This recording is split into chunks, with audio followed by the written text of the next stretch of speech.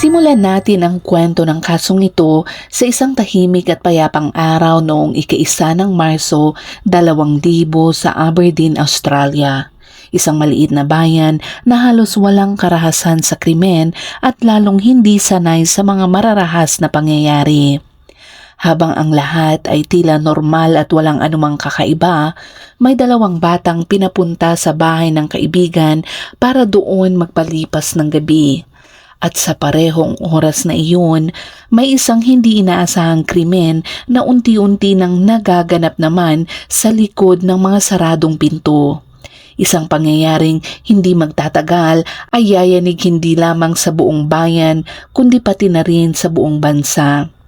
Ang nangyari sa gabing iyon ay maitatala bilang isa sa pinaka-nakakagimbal na kaso sa kasaysayan ng Australia. Ito'y may tindi ng karahasan na walang naunang krimen ang nakapantay dito at wala ring sumunod na makakalapit man lang.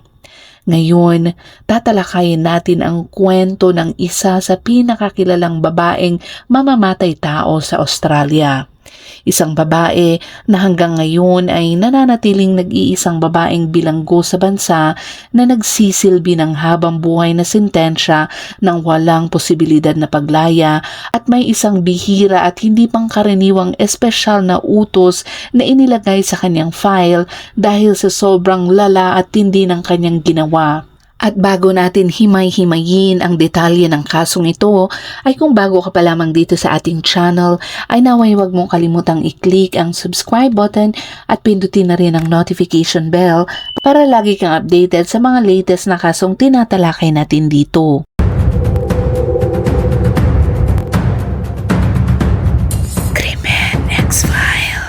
Sina Barbara at Jack Ruffin ay namuhay ng isang medyo simpleng buhay sa maliit na bayan ng Aberdeen, Australia. Sa kanilang pagsasama, nagkaroon sila ng 4 na anak na lalaki. Sa ilang punto matapos ipanganak ang kanilang ika-4 na anak, nagsimula si Barbara ng isang lihim na relasyon sa isang katrabaho ni Jack na nagngangalang Ken Knight. Nang kumalat naman sa bayan ang tungkol sa relasyong ito, nagsimulang makatanggap ng matinding batikos sina Barbara at Ken, kaya kalaunan ay napilitan silang lumipat ng tirahan at lumipat sa Moray. Ang 2 nakakatandang anak ni na Barbara at Jack ay naiwan kay Jack habang ang 2 mas bata ay ipinadala upang tumira sa kanilang tiyahin. Kahit na hindi nagpakasal sina Barbara at Ken, nagkaroon pa rin sila ng 4 na karagdagang anak, kabilang ang kambal na babae na isinilang noong ika-24 ng Oktubre taong 1955 at isa sa kanila ay si Catherine Mary Knight. Noong taong 1959, nang si Catherine ay 4 na taong gulang, pumanaw si Jack Ruffin at ang 2 nakatatandang anak na kasama niya ay lumipat upang tumira kay Barbara, Ken at sa iba pang mga anak. Pagdating ng taong 1969, bumalik ang pamilya sa Aberdeen. Sa panahong ito, malinaw na si Ken ay isang abusadong alkoholiko na madalas magbuhos ng galit at pananakit kay Barbara ilang beses sa isang araw. Hindi rin nakatulong si Barbara sa lumalalang kaguluhan ng kanilang pamilya. Madalas niyang ibinabahagi kay Catherine at kalaunan sa iba pa niyang mga anak na babae ang mga pribadong detalye ng kanyang buhay sa pakikipagtalik at ang matinding pagkamuhi niya sa mga lalaki at sa kabuuan ng parehong kasarian. Nang lumaki si Catherine at nagsimula na rin ng mga relasyon, minsan siyang nagreklamo sa kanyang ina tungkol sa isa niyang partner na humihiling sa kanya na gawin ang mga bagay na hindi siya komportable. Ang naging sagot ng kanyang ina ay magtiis na lang daw siya at huwag nang magreklamo. Bilang bata, si Catherine ay inilarawan ng ilan bilang isang mabait at mapagmahal na bata, ngunit para naman sa iba, kabilang ang maraming kaklase niya sa Muswell Brook High School, siya ay kilala bilang isang loner at minsan ay mapang-api. Sa isang pagkakataon, inatake niya ang isang lalaking kaklase at sa isa pang insidente, isang guro naman ang nagtamo ng pinsala habang ipinagtatanggol lamang ang sarili laban kay Catherine. Noong si Catherine ay hindi nagwawala, siya ay itinuturing na isang huwarang estudyante at nakatanggap pa ng mga parangal dahil sa kanyang mabuting asal. Ngunit nang umalis siya sa paaralan sa edad na 15 taon, hindi siya marunong magbasa o magsulat. At dahil sa halos bawat lugar na tinitirhan ng kanyang pamilya ay mayroong meat factory o slaughterhouse, hindi na nakapagtataka na nangarap din siya na balang araw ay magtrabaho roon. Ang unang trabaho na nakuha niya matapos umalis sa paaralan ay bilang cutter sa isang lokal na clothing factory. Nagtrabaho siya roon ng 1 taon hanggang sa makuha niya ang tinatawag niyang pangarap na trabaho, ang maghiwa ng mga internal na bahagi ng hayop sa isang lokal na slaughterhouse kasama ang kanyang ama, kambal na si Joy at kapatid na si Charlie. Doon, kalaunan ay napromote siya bilang tagabukod ng karne at binigyan ng kanyang sariling set ng butcher knives na isinabit niya sa ibabaw ng kanyang kama para laging abot kamay kung sakaling kailanganin niya ito. Ayon sa kanya, ginagawa niya ito sa bawat bahay na kanyang tinutuluyan sa mga sumunod na panahon. Noong taong 1973, nakilala ni Catherine ang 22 taong gulang na si David Collett, isang katrabaho rin niya sa slaughterhouse. Si David ay madalas uminom ng alak na lalo pang lumala dahil sa 2 traumatikong pangyayari sa kanyang buhay, na ang una ay ang pagkamatay ng kanyang matalik na kaibigan sa mismong harapan niya at ang pangalawa ay ang kanyang paglahok sa isang rescue attempt para sa mga batang nasagasaan ng tren habang sakay ng bus kung saan 6 sa kanila ang nasawi. Sa loob lamang ng 1 taon matapos silang magkakilala, nagpakasal sina David at Catherine. Dumating sila sa seremonya ng kasal, sakay ng motorsiklo ni Catherine habang si David ay lasing na lasing. Sa mismong kasal naman, binalaan ng ina ni Catherine si David at malinaw nitong ipinahiwatig na kailangan niyang bantayan ng kanyang asawa dahil maaari siyang mapahamak kapag nagkamali o nakaasar siya rito. Idiniin din nito na hindi niya dapat isipin na lokohin ang kanyang asawa dahil sa paniniwala ng ina na kaya nitong pumatay. At hindi nga nagtagal, nangyari nga ang banta. Sa kanilang unang gabi bilang mag-asawa, sinubukan ni Catherine na sakalin si David. Kalaunan, ipinaliwanag niya na ito ay dahil nakatulog si David matapos lamang makipagtalik sa kanya ng 3 beses. At mula roon, lalo pang lumala ang karahasan. Nang mabuntis si Catherine, sinunog niya ang lahat ng damit at sapatos ni David bago pa niya ito hinampas sa ulo gamit ang kawali. Ang insidenteng nagpasiklab ng karahasang iyon ay nang umuwi si David ng late mula sa isang darts competition dahil nakapasok siya sa finals. Sa takot na mamamatay na siya, tumakas si David patungo sa bahay ng kanilang kapitbahay kung saan siya bumagsak dahil sa malubhang bali sa bungo. Gusto ng pulis na magsampa ng kaso si David laban kay Catherine, ngunit nahikayat niya si David na bawiin ang lahat ng reklamo. Noong taong 1976 naman, ilang sandali matapos ipanganak ang kanilang unang anak na si Melissa at pagod sa 3 taon na pang-aabusong dinanas niya kay Catherine, iniwan ni David si Catherine para sa ibang babae at lumipat sa Queensland. Dahil dito, labis na naapektuhan si Catherine sa kanyang pag-alis. Ang kanyang pag-uugali ay lalo pang naging mas magulo kesa sa dati. Dahil dito, napunta siya sa ospital kung saan siya na-diagnose na may postnatal depression. Ilang linggo siyang nanatili roon para magpagaling at nang siya ay mapauwi, agad niyang binalot ang kanyang bagong silang na sanggol, dinala ito sa istasyon ng tren bago pa dumating ang oras ng pagdating ng tren at inilagay niya ang sanggol sa riles. Pagkatapos noon, nagtungo siya sa downtown habang may dalang palakol at nagbantang papatayin ang ilang tao na kanyang nasalubong sa daan.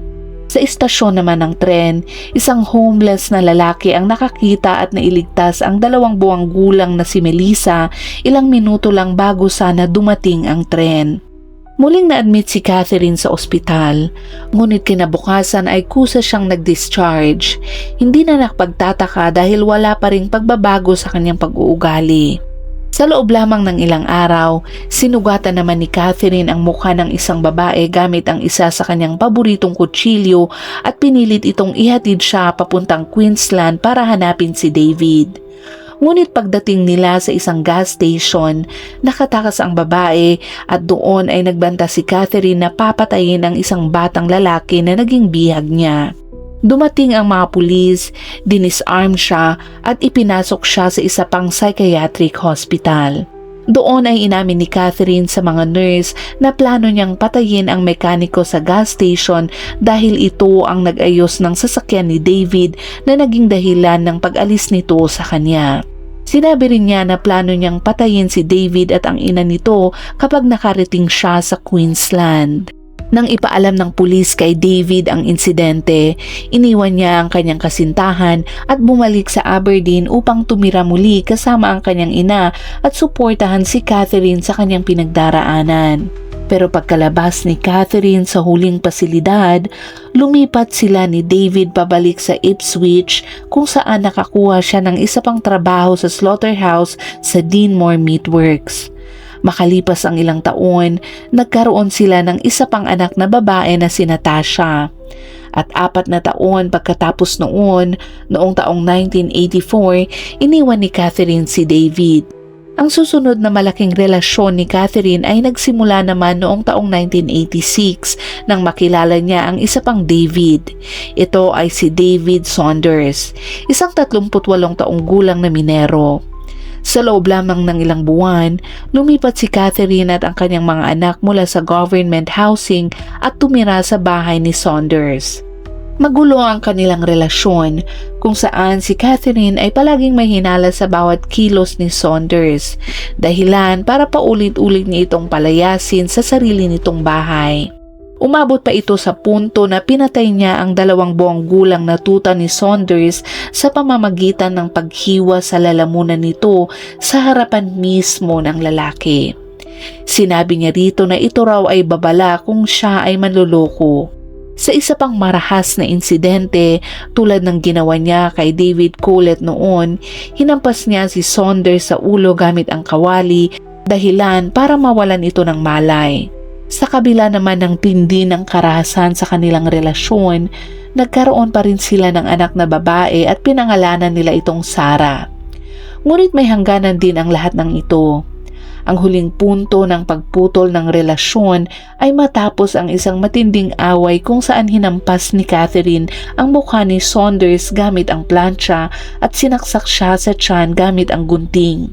Dahil dito, umalis si Saunders at nagtago. Nang subukan niyang bumalik makalipas ang ilang buwan upang bisitahin ang kanyang anak, nalaman niyang nagsinungaling si Catherine sa pulis, sinasabing natatakot siya rito para makakuha ng restraining order laban sa kanya. Nagpatuloy si Catherine na makipagrelasyon at nagkaroon pa ng isa pang anak na lalaki mula sa ibang karelasyon bago niya makilala si John Price. Si John Price na kilala bilang Pricey sa mga malalapit sa kanya ay isang diborsyadong ama ng 3 anak nang makilala niya si Catherine. Ang 2 sa kanyang nakakatandang anak ay kasama niya habang ang bunso ay nasa kanilang ina. Inilarawan si John ng kanyang mga kaibigan at pamilya bilang isang mabuting tao na minahal ng lahat ng nakakakilala sa kanya. Alam na ni John ang marahas na nakaraan ni Catherine, ngunit noong taong 1995, pinayagan pa rin niya itong lumipat sa kanyang 3 silid na bahay kasama siya at ang kanyang mga anak na kalaunan ay naging malapit din kay Catherine. Noong taong 1998, nagkaroon ng matinding pagtatalo sina Catherine at John dahil tumanggi itong pakasalan siya. Habang galit na galit si Catherine, naisip niyang i-video ang isang bagay na umano'y ninakaw ni John sa trabaho at ipinadala ito sa kanyang boss. Kahit na ang item na iyon ay lumang medical kit lamang na kinuha niya mula sa basurahan, napilitan pa rin siyang tanggalin sa trabaho matapos ang 17 taon ng serbisyo. Galit na galit si John at agad na pinalaya si Catherine sa kanyang bahay. Ngunit matapos ang ilang buwan, kahit na pinakiusapan siya ng kanyang mga kaibigan na lumayo na sa mapanganib na babaeng iyon, muli niya itong pinabalik. Ngunit sa pagkakataong ito, mas maingat na siya at hindi na pinayagan si Catherine na tumira sa kanyang bahay.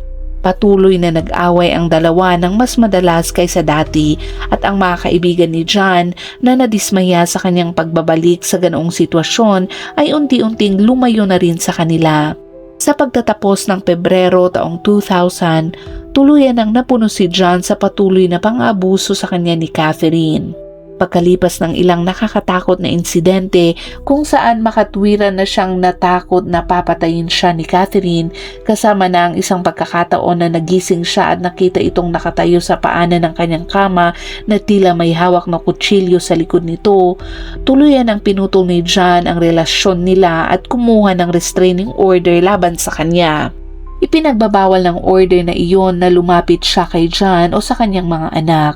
Matapos nito, tulad ng dati niyang ginagawa, sinabi ni John sa kanyang mga kaibigan at katrabaho na kung sakaling hindi siya pumasok sa trabaho kinabukasan, ibig sabihin ay pinatay na siya ni Catherine.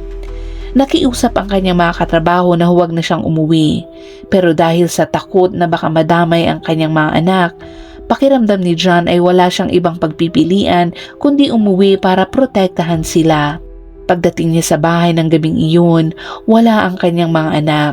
Lumalabas na dumaan si Catherine at pinadala sila sa bahay ng isang kaibigan para doon magpalipas ng gabi.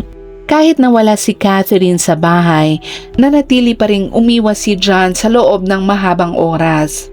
Sa halip, nanatili siya sa bahay ng isang kapitbahay hanggang sa halos gabi bago siya umuwi bandang 11:00 ng gabi. Pagkalipas ng ilang oras, habang natutulog na si John, dumating si Catherine sa bahay at ginising siya para makipagtalik. Pagkatapos noon, muling nakatulog si John. Kinabukasan, ika-1 ng Marso, napansin ng isang kapitbahay na naroon pa rin ang kotse ni John sa driveway kahit madalas ay nakaalis na siya para sa trabaho sa oras na iyon. Dahil hindi rin ito nahuhuli sa trabaho, nagsimula na ring mag-alala ang kanyang mga katrabaho nang hindi siya dumating sa takdang oras. Kaya isa sa kanila ang nagtungo sa kanyang bahay para tignan siya. Magkasama naman ang kapitbahay at katrabaho na iyon na tinangkang gisingin si John sa pamamagitan ng pagkatok sa bintana ng kanilang silid. Sa gitna ng kanilang pagtatangka, napansin nila ang dugo sa pintuan ng bahay at agad na tumawag sa pulis. Pagdating naman ng mga pulis, pinasok nila ang bahay sa pamamagitan ng pagbasag sa likurang binto. Pero ang kanilang nakita mula roon ay labis na tumatak sa kanila. Isang eksenang hanggang ngayon ay mahirap pa rin kalimutan ng mga pulis na nakakita nito. Sa loob, unang nakita ng mga pulis ang balat ni John na nakasabit sa isang hook sa may doorway ng sala. Sa dilim ay una nila itong inakalang kurtina lamang. Ngunit ang aksidente itong mahawi habang dumadaan sila, nadapuan ang isang pulis at napansin niyang puro dugo ang kanyang braso. Ayon sa mga resulta ng otopsiya, gamit ang kanyang karanasan sa pagkatay ng hayop, maingat na ginamit ni Catherine ang kanyang kaalaman upang sistematikong hiwain ang katawan ni John at pagkatapos ay maingat na balatan ito mula sa laman. Mula ulo hanggang paa, ang buong balat, kasama ang mga saksak, buhok, mukha, tenga, ilong, bibig at maging mga bahagi ng katawan ay nakuha ng buo. Nakabitin ito sa hook habang tumutulo pa ang dugo at nakalawit pa ang mga paa sa sahig. Tinataya ng mga pathologists na aabutin ng humigit kumulang 40 minuto ang buong proseso at sa panahong iyon ay siguradong puno ng dugo si Catherine. Nagpatuloy ang mga pulis sa pagpasok sa loob ng bahay at doon ay nakita nila ang bangkay ni John. Walang balat at wala na ring ulo. Pinugutan siya ni Catherine. May naiwan ding sulat na puno ng dugo na nakapatong sa litrato ni John. Inakusahan siya nito ng walang basehan ng pang-aabuso sa anak ni Catherine at puno rin ito ng magulong pahayag na mahirap intindihin. Habang ang mga naunang ginawa ni Catherine ay mahirap ng maunawaan, dito pa lang ay nagsisimula pa lamang ang mas masahol pa. Ang sumunod niyang ginawa ay higit pang hindi kayang isipin ng kahit sino man. Kinuha ni Catherine ang pinugot at binalatang ulo ni John, inilagay ito sa isang malaking kaldero at pinakuluan kasama ng mga gulay. Ayon sa mga investigador, nang dumating ang mga pulis kinabukasan, mainit pa raw ito.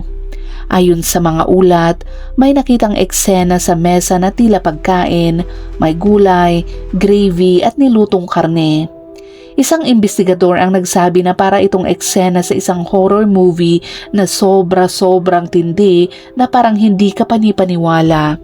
Sabi pa niya, ito ang mga bagay na hindi na kailanman mabubura sa isipan ng mga pulis na nakakita noon. Pagkatapos noon, hiniwa pa ni Catherine ang bahagi ng puweta ni John at inihanda ito na parang karne kasama ng baked potato, gulay at gravy. Naghanda siya ng 2 plato pati na rin ng mga name card para sa 2 anak ni John. Lumalabas na balak niyang ipakain sa mga anak ni John ang katawan ng kanilang ama. Sa kabutihang palad, hindi sila nakauwi sa bahay. May isa pang nakandang pagkain na natagpuan sa bakuran na tila itinapon. Pinaghihinalaan ng mga otoridad na maaaring sinubukan niyang kainin ito o para sana ito sa aso. Sa pagpapatuloy naman ng paghahanap sa bahay, natagpuan ng mga pulis si Catherine na mahimbing na natutulog sa isang silid sa dulo ng bahay. Uminom siya ng maraming tableta na naging sanhi ng pagkawala ng kanyang malay. Ngunit hindi ito sapat upang kanyang ikamatay kaya siya ay nakaligtas. Matapos maayos na masuri ang buong eksena, napag-alaman ng mga otoridad na matapos ang unang pag-atake, nagising si John at sinubukang buksan ang ilaw habang hinahabol siya ni Catherine sa loob ng bahay. Nakaabot pa daw siya sa labas ng bahay, ngunit tila naibalik siya sa loob. Alinman sa hinila siya ni Catherine o siya ay nadapa at doon siya tuluyang bumagsak at dugo ang namatay. Ayon sa investigasyon, sinaksak si John ng 37 beses sa harap at likod ng kanyang katawan at marami sa mga sugat ay tumagos hanggang sa mga vital organs nito. Isa namang detective na nasa eksena ang naglarawan ng kanyang nakita. Sinabi niya na may bakas ng dugo sa robe at sa kama, may mga handprint at smear sa pintuan at may dugo rin sa paligid ng light switch. Tila sinubukan pa raw ni John na buksan ang ilaw at habang bumababa sa hallway, may mga bakas ng dugo sa bawat sulok. Halos nakalabas na raw siya ng bahay, nakabukas na ang front door ngunit hindi na siya nakaligtas. Malapit na sana siya sa kaligtasan ngunit hindi na niya ito naabot. Nanginginig sa takot si John, hindi lang basta takot kundi mas matindi pa roon. Habang sinusubukan niyang makalabas at sa buong panahong iyon ay paulit-ulit siyang sinasaksak. Matapos patayin si John, nagtungo si Catherine sa bayan at nag-withdraw ng $1,000 mula sa bank account ni John. Pagkatapos noon, bumalik siya sa bahay upang ipagpatuloy ang mga karumal-dumal na ginawa na kalaunan ay natuklasan ng mga pulis. Matapos malaman ang nakakapangilabot na pagpatay kay John Price, naalala ng dating karelasyon ni Catherine na si David Collett kung gaano siya kaunti na lang ang pagitan sa parehong kapalaran ni John. Naalala niya ang isang umaga na nagising siya at nakita si Catherine na nakaupo sa ibabaw ng kanyang dibdib habang dumidikit ang kutsilyo sa kanyang lalamunan. Noong panahong iyon, tumawa pa daw ito at sinabing napakadali sana para sa kanya na patayin siya. Hindi niya agad naunawaan kung gaano siya kaswerte na hindi iyon nangyari. Nang magsimulang pag-usapan ang mga kaso laban kay Catherine, sinubukan niyang makipagkasundo at magbungkahi na umamin na lamang siya sa manslaughter imbis na murder. Ngunit tinanggihan ang kanyang alok. Opisyal siyang kinasuhan ng murder noong ika-2 ng Marso taong 2001 at siya ay nag-plead ng not guilty. Nagsimula ang kanyang paglilitis noong ika-15 ng Oktubre taong 2001. Bago pa man magsimula ang trial, inalok ng presiding judge ang 60 na potensyal na hurado na maaaring hindi na lang sumali dahil sa sobrang graphic ng mga ebidensyang larawan. 5 ang umatras at hindi na sumali.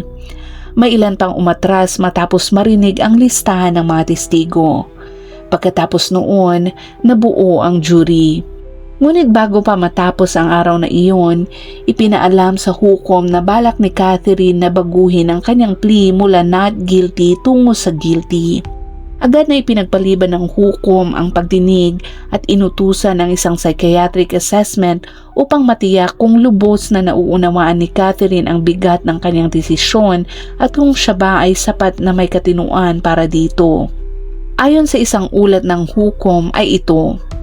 May pangamba siya noon dahil kung tatanggapin ang guilty plea at mahatulan agad, maaaring iapila ito ni Catherine at sabihing hindi siya nasa tamang pag-iisip nang aminin niya ito. Kaya pinasuri siya sa eksperto at lumabas din ang parehong konklusyon ng iba pang psychiatrist na hindi siya baliw, siya ay may katinuan, ngunit siya ay isang masamang babae. Kinabukasan, dumating si Catherine sa korte, binago ang kanyang plea tungo sa guilty at tinanggal na sa tungkulin ng jury. Hanggang sa paggawa ng dokumentaryong ito, hindi pa rin kailanman ipinaliwanag kung bakit niya binago ang kanyang plea. Hindi rin niya kailanman inako ang buong responsibilidad sa pagpatay kay John at sa mga sumunod na ginawa niya. Sumunod dito ay ang sentencing hearing. Sa isang matapang na hakbang ng depensa, hiniling ng kanyang mga abogado na palabasin si Catherine sa courtroom upang hindi niya marinig ang sobrang detalyadong paglalarawan ng krimen. Ngunit agad itong tinanggihan. Habang inilalahad ang mga detalye ng crime scene, napahysterical si Catherine at kalaunan ay kinailangang patahimikin gamit ang sedasyon. Nang oras na para sa hatol, hindi nagpatumpik-tumpik ang hukom. Binigyang diin niya ang sobrang tindi ng karahasan at ang kawalan ng pagsisisi ni Catherine. Ayon sa hukom, si Catherine Marion Knight ay hindi karapat-dapat sa awa. Ipinakita niya kay John ang walang awa kaya wala rin siyang karapatang humingi nito.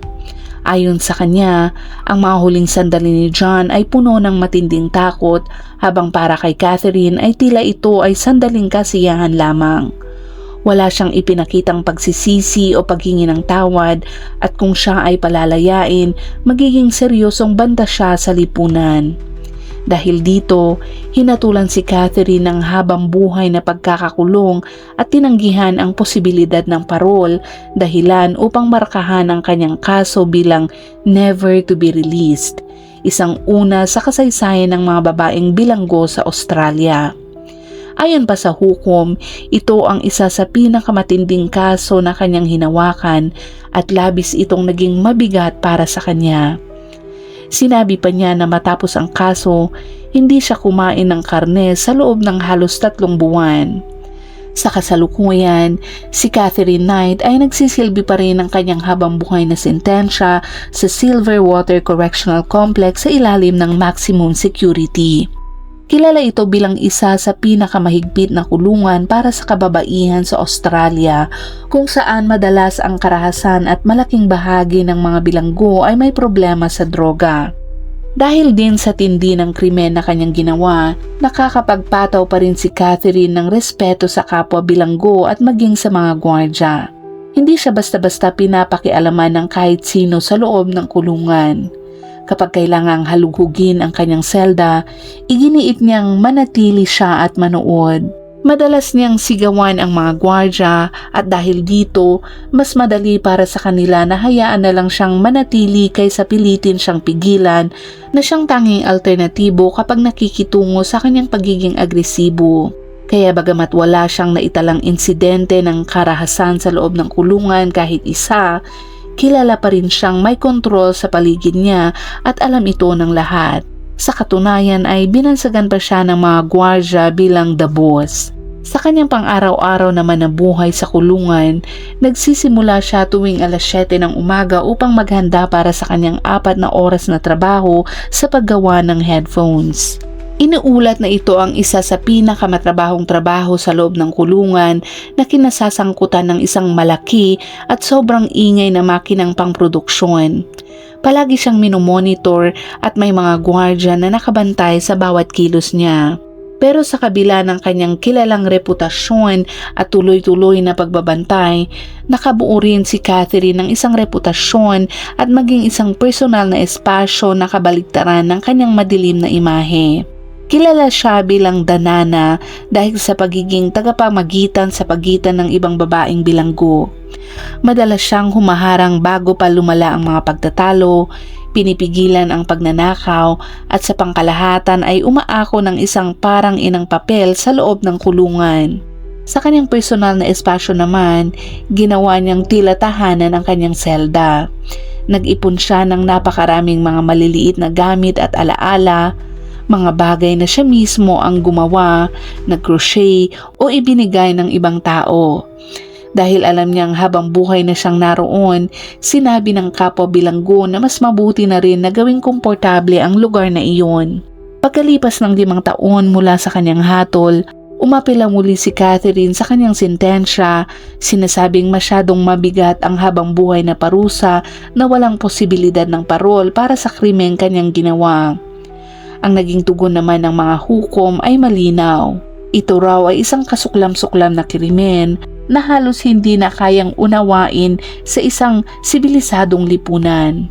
Tinanggihan ang kanyang parol, kaya habang nananatili ang hatol, si Catherine Knight ay mananatili sa kulungan sa natitirang bahagi ng kanyang buhay.